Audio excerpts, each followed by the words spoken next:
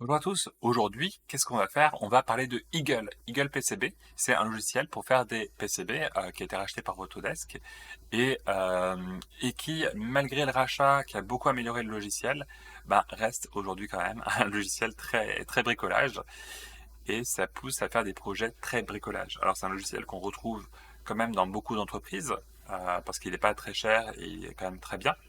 Mais voilà, ça peut, quand on se lance dans un projet, il faut faire attention parce que très vite on peut prendre des mauvaises habitudes plutôt que de bien faire les choses bien carrées. Et on va prendre pour exemple quelques projets qui sont fournis dans les exemples.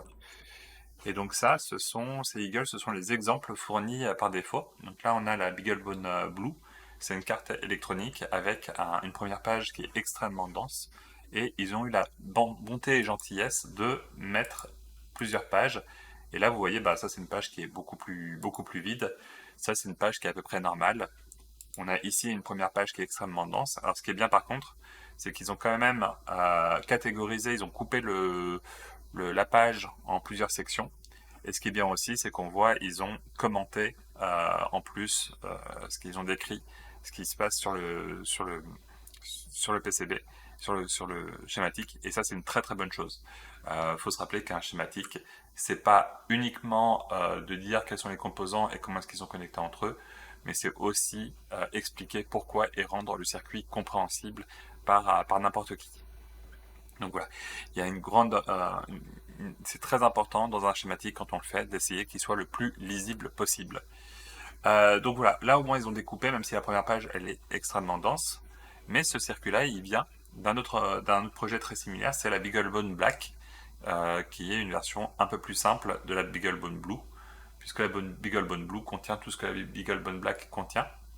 Et donc c'est celui-ci, c'est la BeagleBone Black, très similaire dans les fonctionnalités, mais on voit qu'ici ils ont décidé de ne faire qu'une seule page. Et là on se retrouve avec une énorme densité de composants ici. Et quand on regarde, quand on compare, par exemple, vous voyez, ça, ces composants-là, ce sont les parties du system in package. Ces BeagleBone, elles utilisent un system in package. C'est un composant qui va contenir plusieurs composants dans sa résine connectés de manière séparée. Donc c'est plus qu'un microcontrôleur, c'est un microcontrôleur, de la mémoire, plein de choses qui sont connectées et qui sont résinées ensemble. Physiquement, ça fait qu'on voit ici, c'est ce gros pavé-là, c'est ce gros composant qui contient tout ce qu'il faut à l'intérieur. On va pas rentrer dans les détails, ce qu'il faut juste voir, c'est que là, comme il y a énormément de broches, il y a plusieurs parties du composant. Et ici, dans ce schéma, en fait, ça va correspondre, par exemple ici, vous voyez, on a ici deux parties de ce méga gros composant. Donc,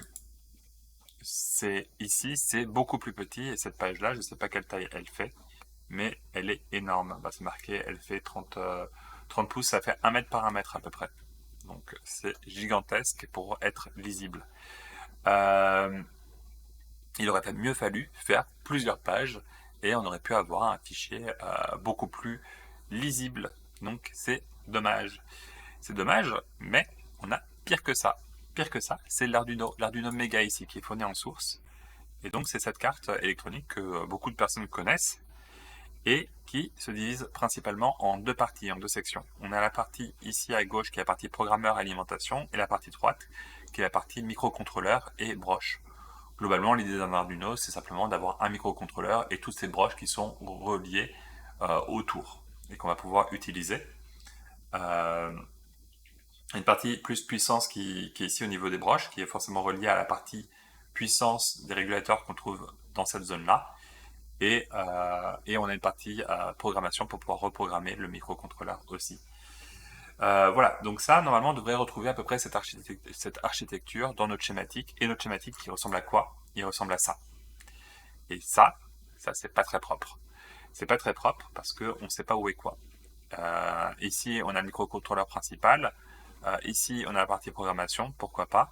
Ça, c'est Quartz, ils sont acquis, pourquoi, comment, qu'est-ce. Ça, on a les... Qu'est-ce que c'est? Enfin, ça a de l'analogique. En fait, c'est de la puissance, ça devrait aller avec cette partie-là, c'est une comparaison, on va voir ça. Et on va voir un peu comment améliorer ce schématique qui est juste complètement illisible. Allez, c'est parti. Donc là, c'est quand on ouvre le schématique. Hein. Donc je dis qu'il est illisible, c'est pas parce qu'on n'arrive pas à lire les textes, c'est parce qu'il faut zoomer pour voir les textes. Et on va voir ce qui se passe. Donc, on disait que ici, on a la partie puissance. On va la mettre sur le côté. Donc, de côté, la partie puissance. Donc là, je vais la sélectionner. Je la déplace. Je vais la mettre ici pour le moment. Et je vais mettre ça, la suite, à côté. Donc ça, en fait, c'est de la puissance aussi.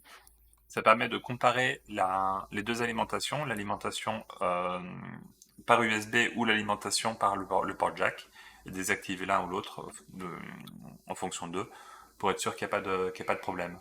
On a aussi ici un régulateur, ça c'est le régulateur 3,3 volts, qui sert au comparateur pour savoir qu'est-ce qui est branché, est-ce qu'on a de la tension sur le port jack ou pas. Et donc on a tout ça c'est notre partie alimentation en fait. On va les laisser ici pour le moment, on va juste déplacer les choses pour le moment. Ici, on a notre programmateur. On va le déplacer aussi. Hop là, on se le met ici bien séparé. Ça, on va laisser pour le moment. Ici, on a notre bouton Reset. Notre bouton Reset, il est relié à quoi? Alors, il est relié, on voit, au Reset comment ça s'appelle? Il est relié au Reset de l'Arduino, donc on va le laisser du côté Arduino. Il est relié aussi, ici, il y a une pull-up sur le reset, donc il faudrait peut-être le mettre à côté de notre bouton, hein, ce pull-up. Qu'est-ce que ça fait là-haut? Donc ça, je vais essayer juste de décaler un petit peu, hop là, pour pouvoir le sélectionner plus facilement.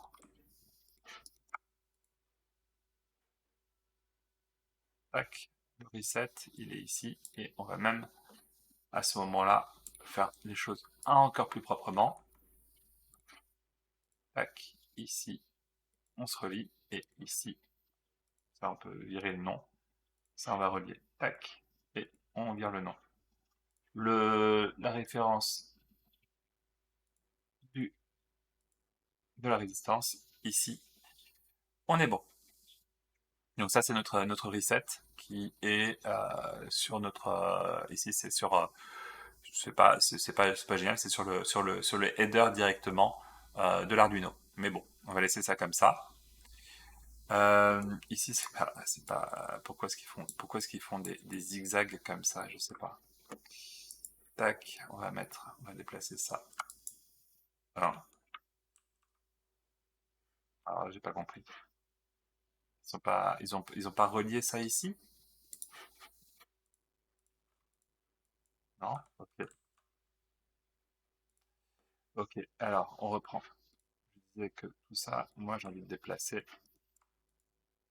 Ok, ici. Et là, ça c'est bon. Là, ça, ça c'est bon. Et donc on a une LED qui sert à l'alimentation et une LED qui sert à la programmation qu'on peut allumer si on le souhaite. Ici, on a notre connecteur qui sert à la programmation de notre Arduino. Donc ça, on va se le laisser côté Arduino. Ici, ils nous ont mis des pull-ups qui sont pas super utiles, mais pourquoi pas pour le BUSI 2C. Ça peut plus être souci si on ne sait pas qu'elles sont là qu'autre chose. C'est toujours facile de les rajouter si on souhaite. Elles sont ici, ils sont ici. Pam. On va se les mettre à côté ici. Et ça, c'est des résistances qui sont des résistances inutiles qui servent à rien. Donc ça, on va se les décaler. Voilà. Donc là, ici, on sait qu'à côté de notre I2C, on a nos pull-ups. Qu'est-ce qu'on a d'autre? On a tout ça, ça c'est les résistances qui servent à rien. Je vais vous expliquer pourquoi est-ce qu'elles servent à rien et pourquoi est-ce qu'ils les mettent quand même. C'est parce qu'elles existent.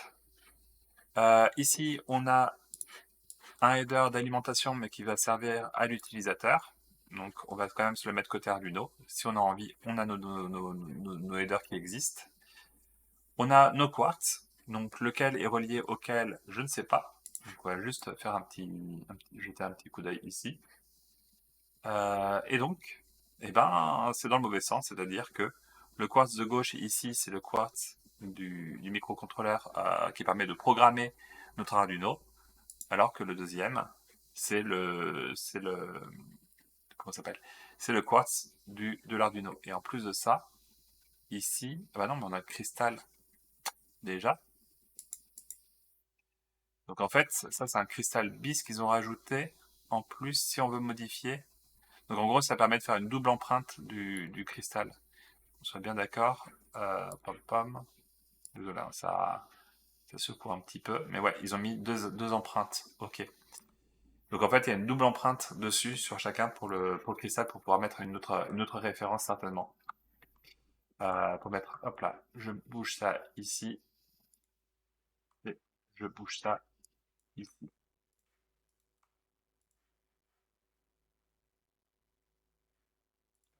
Voilà. Qu'est-ce qu'il nous reste? Ici, c'était l'alimentation. Ici. Et là, vous voyez, on a trois parties qui sont bien distinctes. Alors, on va juste décaler aussi tout ça, ça va servir pour la suite. On va se le décaler ici, parce qu'on va faire quelque chose de propre, et quelque chose de propre, ça va être rajouter un frame. C'est dans la librairie des composants, c'est dans frame. On peut se mettre le premier, en A3, c'est bien. A3, c'est déjà grand, mais au moins, là, on voit, bah, il y a tout le projet, entre guillemets, qui rentre. Hop là, le texte, on va se le mettre à l'intérieur. Quartz.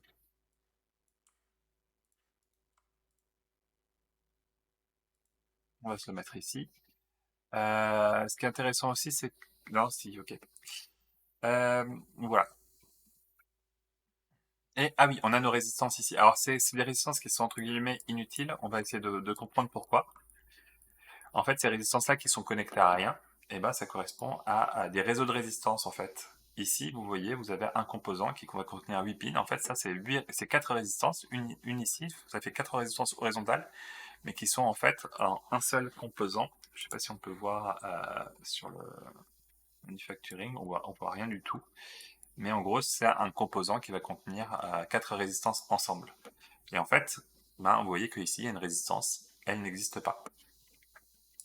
Donc on va juste mettre ces résistances-là sur les bonnes pages. Donc, hop, pom, pom, cette résistance, pardon, cette résistance-ci, elle est reliée, donc là on en a deux qui servent à rien, qui sont utilisées ici pour la partie programmateur. Donc on va juste se déplacer en mettant au même endroit. Qu'est-ce qu'on a d'autre? On a celle-ci. Donc ces deux-là, elles sont reliées ensemble aussi, elles sont utilisées là-haut pour les LED. Très bien, pas de souci.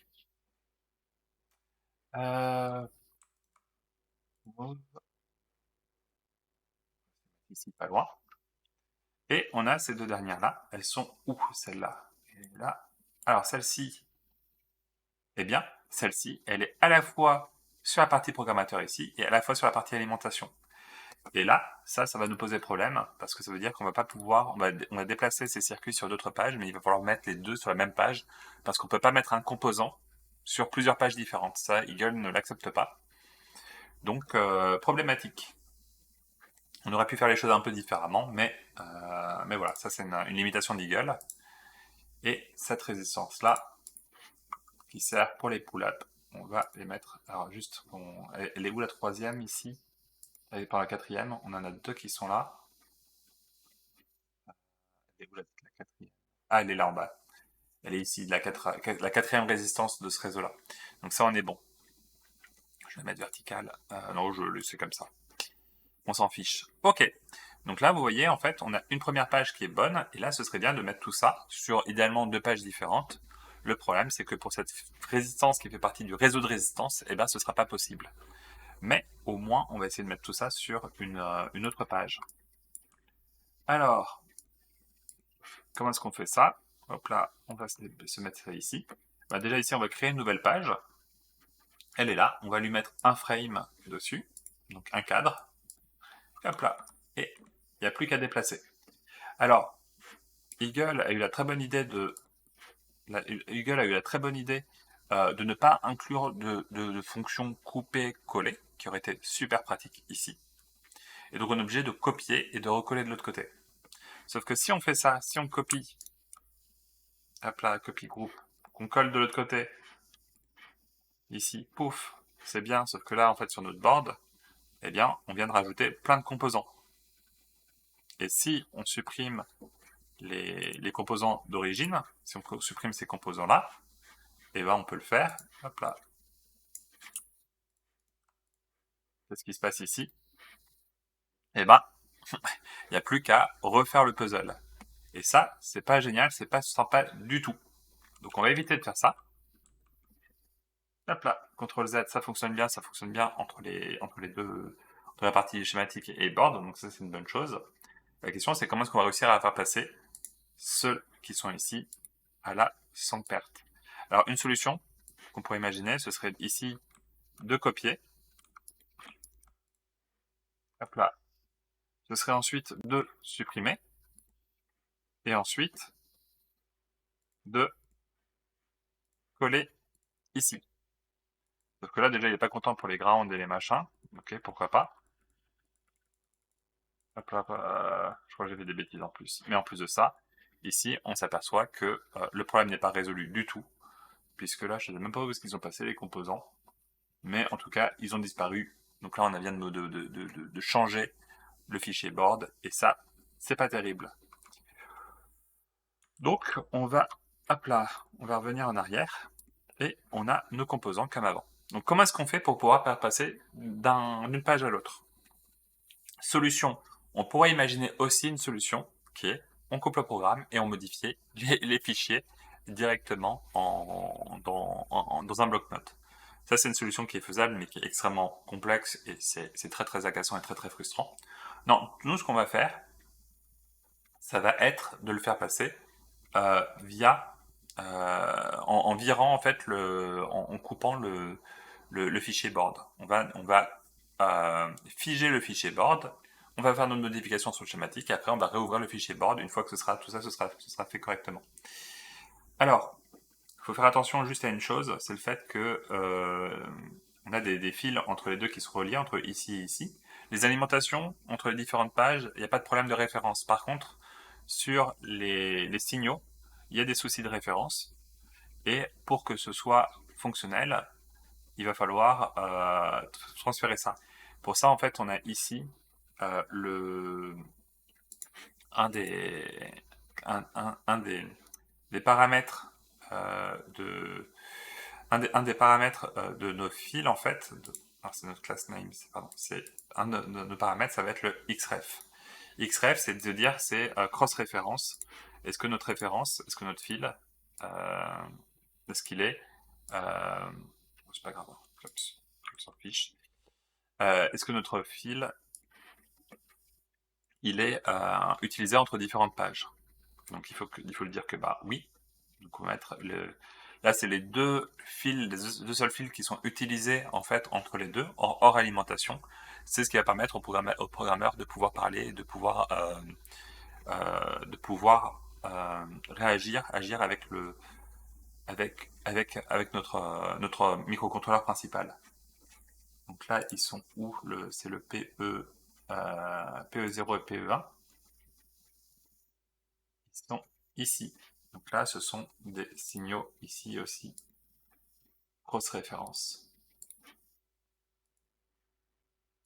Voilà. Pas très beau, pas très propre.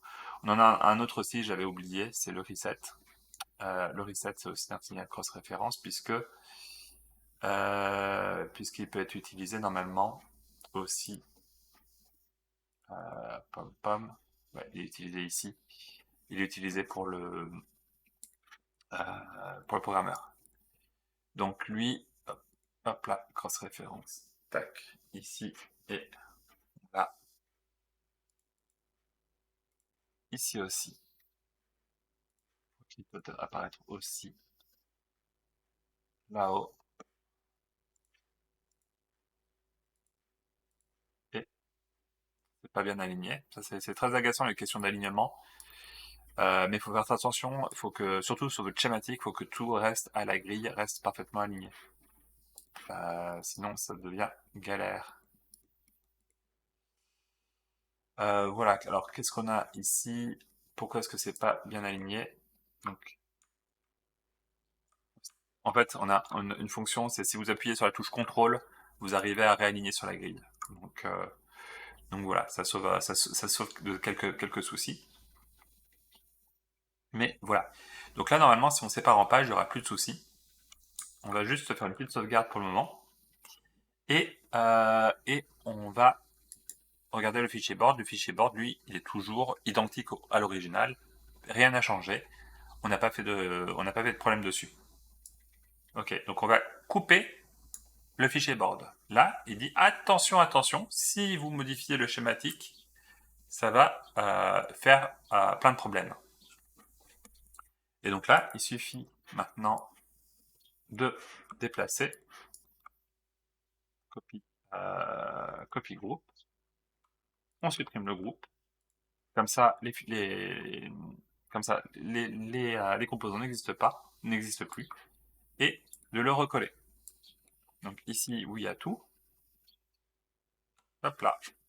Et là maintenant, on peut revoir le board. Et magie.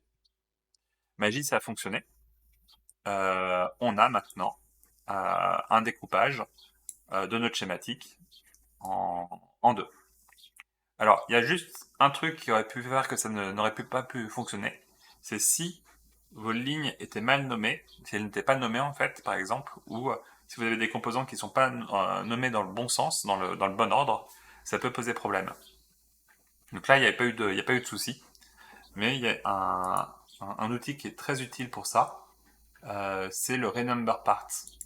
Donc là, on l'a pas fait, mais c'est très très utile de se faire un renumber parts avant de faire ce déplacement-là.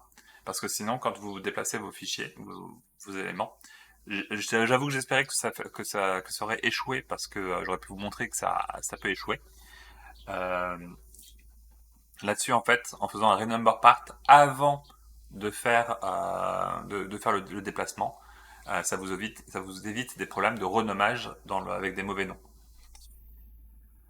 Voilà. Alors, ici, on a nos résistances qui servent à rien. On se les met à un endroit qui sert à rien. Ok, super. Hop là. Voilà. Les sélections sur Eagle, c'est toujours un peu la galère. Il y a des raccourcis, mais c'est toujours un peu la galère quand même. Ça, on va se déplacer sur le côté. Hop là, move.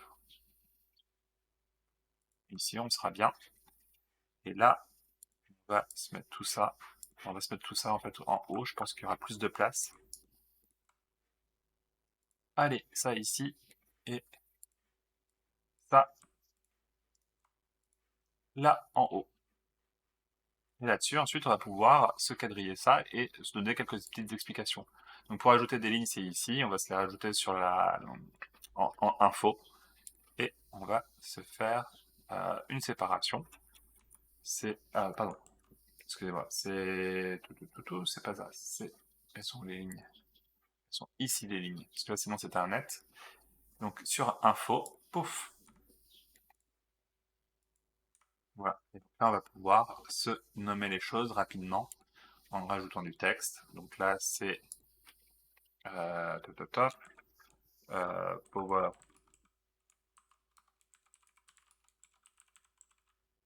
supply, un petit peu plus grand. Et ici, on va écrire, donc ça c'est power supply et c'est ici d'ailleurs le power supply, ici c'est, on va dire que c'est le power management.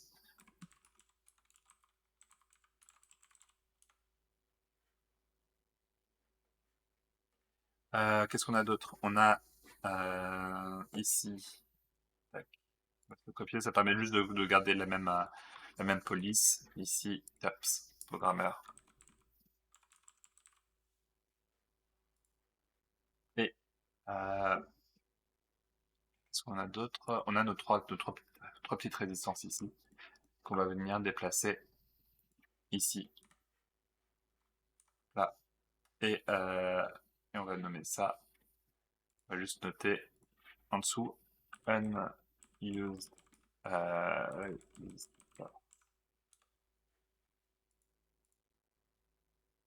comme info, c'est pas ça, c'est le hop là. Au-dessus, unused registers. Tac, ça c'est bon. Et ici, on peut se réorganiser aussi un petit peu si on en a envie. Nos résistances là qui servent à rien, on va se les remettre les plus proches les unes des autres finalement. Et voilà. Et donc déjà, en fait, on a un schéma qui est beaucoup plus lisible. On a, première page, c'est l'Arduino en tant que tel. Tout ce qui va être utile pour l'utilisateur pour pouvoir utiliser son Arduino. Donc ça va inclure le quartz pour connaître la fréquence, ça va inclure les headers, ça va inclure le bouton reset en l'occurrence, et ça va inclure aussi par exemple ici les résistances, les résistances de pull-up ou les LED pour dire si ça fonctionne ou pas. Et ça inclut aussi ici le programmateur direct et ça c'est des broches d'alimentation que l'utilisateur pourrait utiliser euh, pour, euh, pour son usage. Là, on a la partie que l'utilisateur n'utilise pas, mais auquel il a quand même accès s'il en a besoin, qui va être la question de l'alimentation et la question du programmateur. Voilà. Donc là, on a un schéma qui est tout de suite, tout d'un coup, beaucoup plus propre. Et vous avez vu que pour faire ça, il a fallu utiliser des astuces qui ne sont pas des astuces très professionnelles, on va dire, ou en tout cas, ce ne sont pas des astuces. C'est des astuces qui font très bricolage de devoir couper une partie du programme et la lancer ensuite, par exemple. Voilà. Alors, il faut savoir un petit peu que pour la suite, Eagle, c'est un logiciel qui va bientôt disparaître. Il a été racheté par Autodesk. Il s'est bien amélioré par Autodesk, mais Autodesk ont une vision qui est très abonnement. Eux, ils ont intégré ce logiciel-là à la suite Fusion. Donc, on ne peut plus acheter, en tout cas, alors déjà, on peut déjà plus acheter Eagle, ça fait un petit bout de temps, où ils ont un service de location, en fait, d'abonnement. Et maintenant, l'abonnement, il est forcément lié à Fusion 360. Donc avec Fusion 360, c'est inclus. Et en fait, ils ont inclus aussi dans Fusion 360 une version 3D de Eagle, version qui n'est pas particulièrement stable, qui n'est pas particulièrement incroyable du tout pour ce que j'en avais testé. Alors j'ai testé il y a un peu de temps, donc ça a dû s'améliorer, j'espère. Mais à long terme, en fait à moyen terme, là, Eagle va être un logiciel qui va en tant que tel vraiment disparaître. Et ça va poser beaucoup de problèmes, je le sens, parce que notamment pour les entreprises qui ont leurs fichiers dessus, ils vont être obligés d'utiliser Fusion 360 par la suite pour pouvoir les utiliser, ces fichiers-là. Et c'est pas quelque chose de forcément très conseillé.